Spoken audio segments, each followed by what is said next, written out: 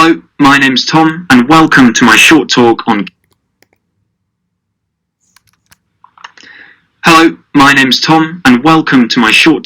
keeping leafy greens green, reducing food wastage by harnessing the power of light. I'll be telling you a bit about leafy green vegetables and why they're important to our diets. I'll also be explaining how leafy greens can so easily go to waste and how we can prevent this using light treatments. Finally, I'll show you how you can test this in your own home and harness the power of light yourself.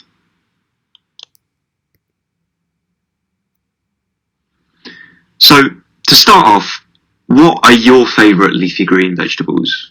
There are almost too many to choose from, but here's a selection of three of my favourites: spinach, lettuce and basil. So we love these guys, these leafy green vegetables, and we use them in all sorts of foods, from burgers to salads. Packed with vitamins and minerals, they're a good source of fibre and they're low in salt and fat. They're really good for us. So these vegetables form important parts of our diets and keep us healthy, as well as providing many of the flavours that we love. So, what's the problem, I hear you ask? Well, the problem comes during the transport and storage of our favourite leafy green vegetables.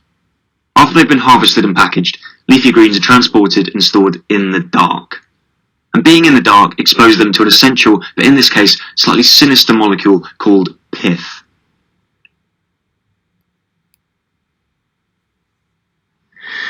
So, leafy greens aren't safe in the dark. But sadly, leafy greens are transported and stored in the dark. And unfortunately, the dark, this is where our antagonist, a protein called pith, multiplies and thrives, and we can see him on the right.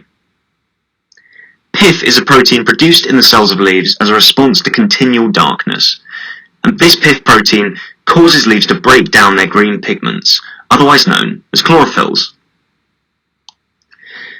Most importantly, and most chillingly, pith cannot be reasoned with, and doesn't respond to traditional diplomacy. So let's have a look at the effect of pith proteins on leaves. So, here's an example of the action of the pith proteins on a leaf. As we've said, the longer you store leaves in the dark, the more pith protein is produced and accumulates in the leaves. And what these do is cause the leaves to transition to a yellow colour. This effect is really noticeable in nature. If you take a walk in the park in autumn, the yellow and orange colours of leaves are caused by pith proteins, triggering the breakdown of green pigments, leaving yellow and orange pigments that were previously hidden. Isn't nature cool? Now, because of the high standards we hold for our leafy green vegetables, any yellowed leaves simply won't sell in the shops and nearly always go to waste.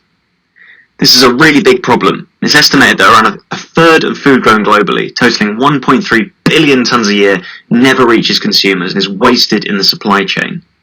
So, at the University of Bristol, we've been investigating ways of delaying this yellowing process with the aim of reducing food waste of our leafy greens, and the main way we've been doing this is by harnessing the power of light.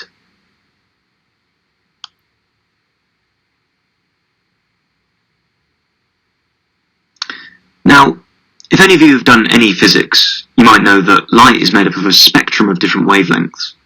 Many of the wavelengths we can see, and these make up the colours that are around us. Some fractions, however, are invisible, such as infrared and UVB. By experimenting with UVB wavelengths, we found some really interesting things, and this is what I'm going to show you.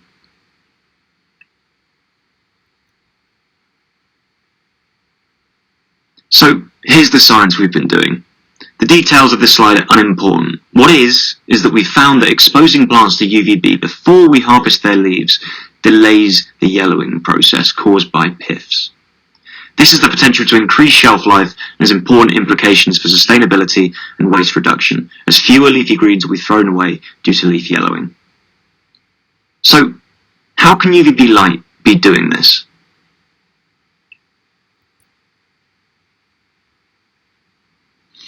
So, to answer that question, we need to come back to our antagonist, the pith molecule, which is responsible for leaf yellowing in the dark.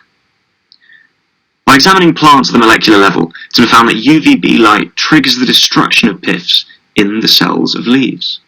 Now, remember, Pith causes that leaf yellowing and leads to wastage. So by destroying piths with UVB light, we can keep our leafy greens green for longer.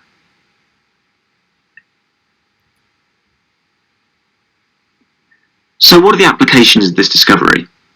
Well, one example is in high-tech vertical farming scenarios, where plants are grown inside under controlled conditions. Here, UVB treatments can be given easily and cost-effectively before harvest, again, possibly leading to longer-lasting greens and hopefully reduced food wastage. So, overall, by harnessing the power of UVB light, we might be able to reduce food wastage and keep our leafy greens green for longer. And finally, I just wanted to describe an easy experiment that you can carry out at home so you yourself can witness the effect of UVB on leaf yellowing firsthand. So here's the experiment. Next to me buy a leafy green from the shop. Here I've used basil as an example, but any will do. Remove a couple of the leaves. Here I've labelled them A and B. So in this experiment, A is going to represent a leafy green in normal dark storage conditions. We're going to store it immediately in the dark, and that can be in your fridge or under your bed if you like. It just has to be in the dark, just like if it was being transported or stored in a warehouse. Leaf B is going to receive a UVB tanning session, however. So pop leaf B on a plate and put it out in the sun for 4 hours or so to soak up some rays. Once the 4 hours are complete, put leaf B in the dark with leaf A and leave them for a week or two, around 10 days. Remember to label them for later. And as time progresses, it should become really obvious that leaf B is staying green, while leaf A that's been kept in the dark without UVB treatment is turning a sickly shade of yellow. And voila! You've just harnessed UVB radiation, an emerging natural wonder and mechanism for reducing wastage and keeping our leafy greens green. Thanks for listening. I'd love to see and hear how your experiments go at home, so here's my email, tom.dobson@bristol.ac.uk. Tell me how it goes, tell me if you run into any issues, and send me some pictures. Hope you have a great time at the Festival of Nature, and thanks for listening.